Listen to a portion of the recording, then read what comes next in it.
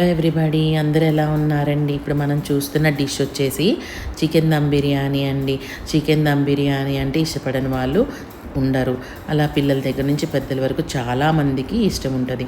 So నేను ఎలా చేశాను ఏంటనేది మీకు చూపిస్తాను. నేను తీసుకున్న ఇంగ్రీడియంట్స్ చూసారు కదా, సపరేట్గా కొన్ని పెట్టుంచాను.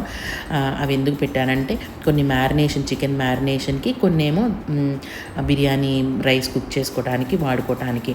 సో నేను ఒక స్టార్ అండ్ నైస్, 4 యాలకులు, ఒక దాల్చిన చెక్క, కొంచెం కల్పాసి, జాపత్రి ఒకటి, 4 లవంగాలు, 2 బిర్యానీ ఆకులు, అలానే ఒక మరాఠీ మొగ్గ కూడా వేసానండి. ఇదిగోండి లవంగాలు వేసాను, మరాఠీ మొగ్గ కూడా వేసాను. ఇప్పుడు ఇవన్నీ వేసుకొని కొంచెం పసుపు, ఇదంతా ఒక 1 kg చికెన్కి చెప్తున్నానండి. మెజర్మెంట్స్ ఇట్లా వేసుకుంటే సరిపోతుంది. మ్యారినేషన్ అప్పుడు ఒక 2 స్పూన్స్ వచ్చేసి కారము, ఒక 1/2 స్పూన్ ఇందాక పసుపు వేసాను కదా, ఇప్పుడు ఒక 1.5 స్పూన్ వచ్చేసి ధనియాల పొడి వేస్తున్నాను.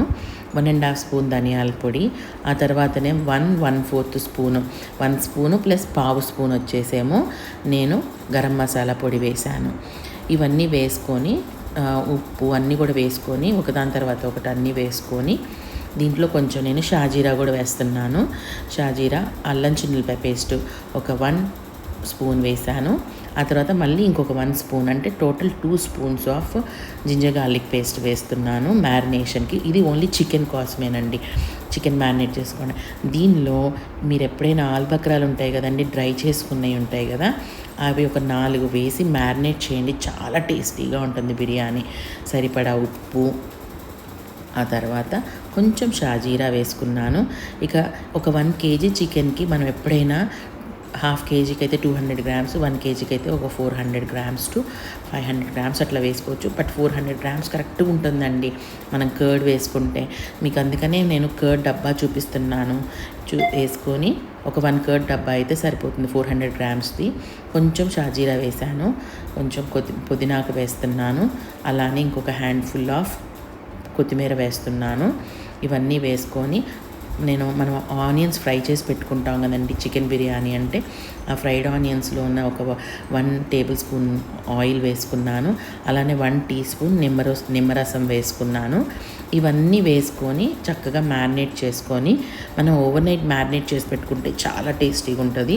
అలా టైం లేనప్పుడు అట్లీస్ట్ ఒక 2 అవర్స్ అన్నా మ్యారినేట్ చేసి పెట్టుకొని ఆ తర్వాత మనం బిర్యానీ స్టార్ట్ చేసుకుంటే ప్రాసెస్ బాగుంటుంది.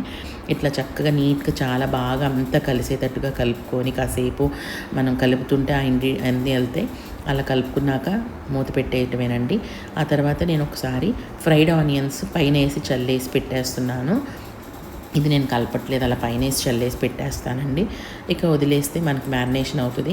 సో మ్యారినేషన్ అయిపోయిందండి. ఇక నెక్స్ట్ కుకింగ్ ప్రాసెస్లోకి వెళ్ళిపోదాము.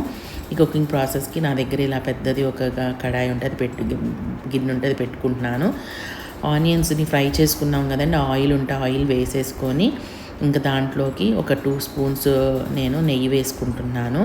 ఆ నూనె ఏంటంటే ఆనియన్స్ ఫ్రై చేయంగా మిగిలిన నూనె ఏంటంటే అదొక 2.5 టేబుల్ స్పూన్స్ ఉంది.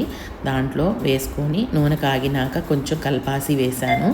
కొంచెం ఫ్లేవర్ బాగుంటుంది, బిర్యానీ ఫ్లేవర్ వస్తుందని 2 బిర్యానీ ఆకులు వేసాను.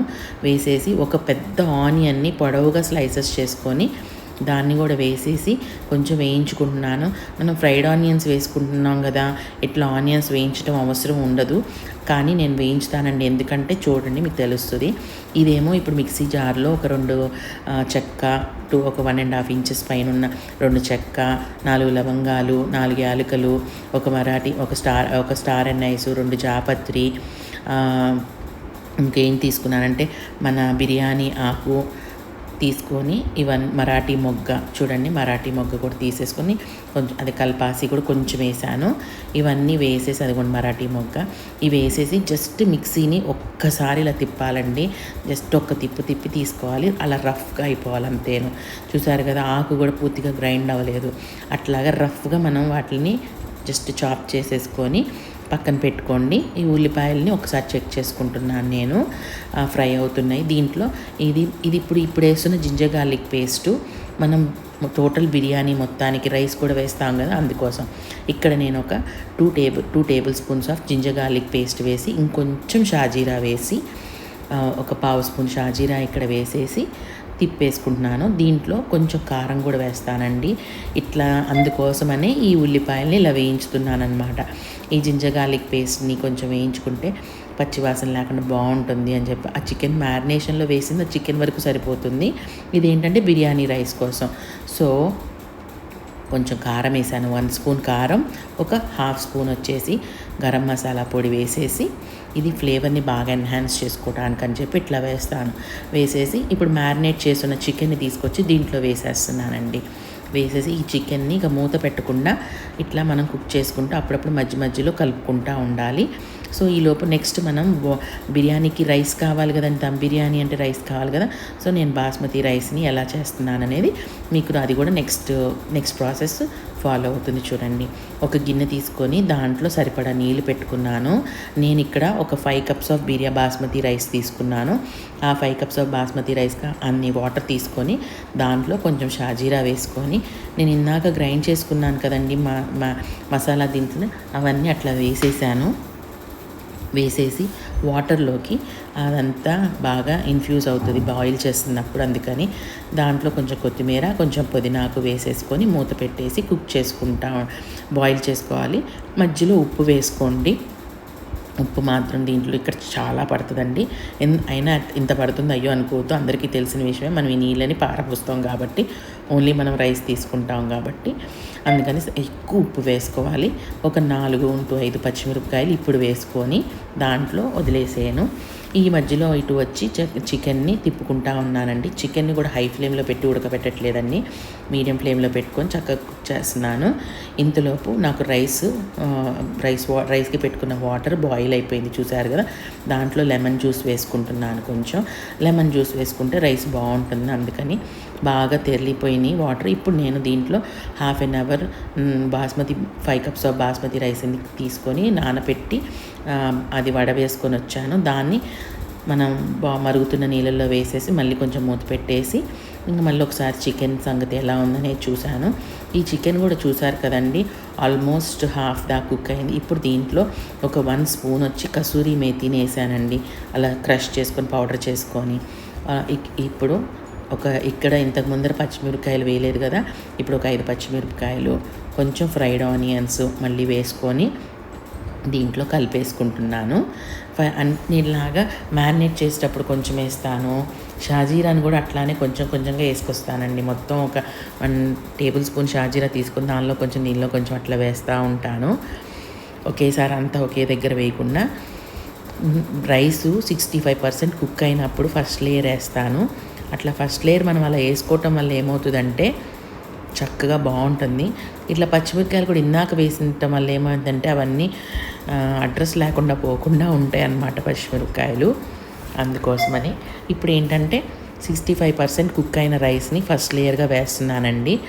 అలా ఎందుకు చేస్తున్నానంటే మనకి చికెన్లో నుంచి వచ్చిన వాటర్ వల్ల ఈ రైసు కుక్ అయ్యి మెత్తగా అవ్వకుండా ఉంటుంది, పొడి పొడిలాడుతూనే ఉంటుందని 65% కుక్ అయిన రైస్ ఫస్ట్ లేయర్ వేస్తున్నాను. ఇదొక టిప్ అండి. సో అలా ఫస్ట్ లేయర్ వేసేసుకున్న తర్వాత దానిపైన కొంచెం కొత్తిమీర, కొంచెం పుదీనాకు, కొంచెం ఫ్రైడ్ ఆనియన్స్ వేసుకొని గార్నిష్ చేసుకొని ఇంకా రెస్ట్ ఆఫ్ ద బియ్యం రైస్ 80% కుక్ అయిన రైస్ని నేను ఆ పైన వేసేస్తున్నానండి. అది మొత్తం తీసుకొని జల్లెడలో పెట్టేసుకున్నాను. దాన్ని అలా నీళ్ళు కారిపోతాయి పూర్తిగా. ఈలోపు నేను ఇక్కడ పైన ఆనియన్స్ వేసుకొని, ఫ్రైడ్ ఆనియన్స్ వేసుకొని, కొంచెం పుదీనా, కొంచెం కొత్తిమీర వేసుకొని గార్నిష్ చేస్తున్నాను ఒక లేయర్ని. దానిపైన మళ్ళీ ఇంకో లేయర్ ఆఫ్ రైస్ వేస్తాను, 80% కుక్ అయిన రైస్ వేస్తాను ఇప్పుడు. సో ఇలా కుక్ అయిపోయిన రైస్ వేసేసి దీనిపైన కూడా మళ్ళీ ఫ్రైడ్ ఆనియన్స్, కొంచెం పుదీనా, కొత్తిమీర చల్లుకొని ఒక 1 స్పూన్ 1.5 స్పూను నెయ్యిని పైన వరకనే చుట్టూతా వేసుకున్నానండి. అట్లా వేసుకుంటే మనకి ఫ్లేవర్ బాగుంటుంది, టేస్ట్ బాగుంటుంది. మూత తీయగానే చాలా మంచి సువాసన వస్తుంది అట్లా. సో ఇట్లా వేసేసుకున్న తర్వాత ఇక దీని మీద నేను మూత పెట్టేసేసి మన ఇంట్లో ఉండే చిన్న రోలు ఉంటుంది కదండి, మన మసాలాలు చిన్న దంచుకోవడానికి ఉండే రోలు ఉంటుంది కదా, ఆ రోలుని నేను వెయిట్గా పెట్టేసుకున్నాను. చూసారు కదా, నేను నెయ్యి వేసుకున్నాను. ఇక ఆ నెయ్యి వేసుకొని తీసేసి మూత పెట్టేసి ఇక దమ్ముకు పెట్టేసి ఒక 5 to 8 మినిట్స్ మీడియం ఫ్లేమ్లో ఉడకబెట్టానండి దీన్ని. ఆ తర్వాత పెనం పెట్టేసి, పాత వాడని పెనం ఒకటి ఉంటుంది కదా మన దగ్గర, కేవలం నేను దీని బిర్యానీ కోసమనే ఉంచుతానండి. అది పాత పెనం పెట్టేసేసి దాని మీద ఈ రైస్ని మళ్ళీ పెట్టేసి 5 to 8 మినిట్స్ మీడియం ఫ్లేమ్లో పెట్టి, ఈ పెనం పెట్టిన తర్వాత పూర్తిగా లో ఫ్లేమ్లో పెట్టేసేసి, అంటే బాగా సిమ్లో పెట్టేశాను. అది చూడండి, బాగా సిమ్లో పెట్టేశాను. ఇది ఒక 10 మినిట్స్ పెట్టేశాను. 10 మినిట్స్ అయిపోయిన తర్వాత బిర్యానీని అలానే వదిలేసి ఒక 15-20 మినిట్స్ వదిలేసిన తర్వాత మూత ఓపెన్ చేస్తున్నానండి. చూడండి, అలా మూత ఓపెన్ చేసినప్పుడు మీకు అర్థమైంది కదా, ఒక్కసారిగా ఆవిరి రాలేదు, ఎందుకంటే దమ్ముకి నేను 15 to 20 మినిట్స్ వదిలేశాను కాబట్టి. ఇప్పుడు చూడండి నేను ఎంత పువ్వులాగా చక్కగా బిర్యానీ ఉడికిందో. మనం ఒక గంట పెట్టి కదిలిస్తుంటే కూడా మీకు లాస్ట్ అడుగును వేసిన మన లేయర్ కూడా 65% కుక్ అయిన లేయర్ వేసుకున్నాను కదా, అది కూడా చూసారు కదా, పలుకుగానే ఉండింది. చక్కగా కుక్ అవుతుందండి, ఏమీ పలుకుగా ఉండి స్టిఫ్గా ఉండదు. ఎలా కరెక్ట్గా ఎట్లా కుక్ అవ్వాలో అలా కుక్ అవుతుంది, ముషిగా అవ్వకుండా ఉంటుందండి. అంతేనండి, బిర్యానీ రెడీ అయిపోయిందండి. సర్వ్ చేసుకోవటమేను. మీరు కూడా అందరూ ఈ బిర్యానీ చేసుకుంటారు. ఇది నా స్టైల్లో చేసిన బిర్యానీ. మీరు ఒకసారి చేసుకొని ఎలా ఉందో మీ ఒపీనియన్ నాకు కామెంట్స్లో చెప్పండి. Thank you for watching. I hope you all like this video. మన దమ్ బిర్యానీ ఇష్టపడని వాళ్ళంటూ ఎవరు ఉండం కాబట్టి మీరు కూడా ఒకసారి చేసుకోండి. థ్యాంక్ యూ అండి. బాయ్.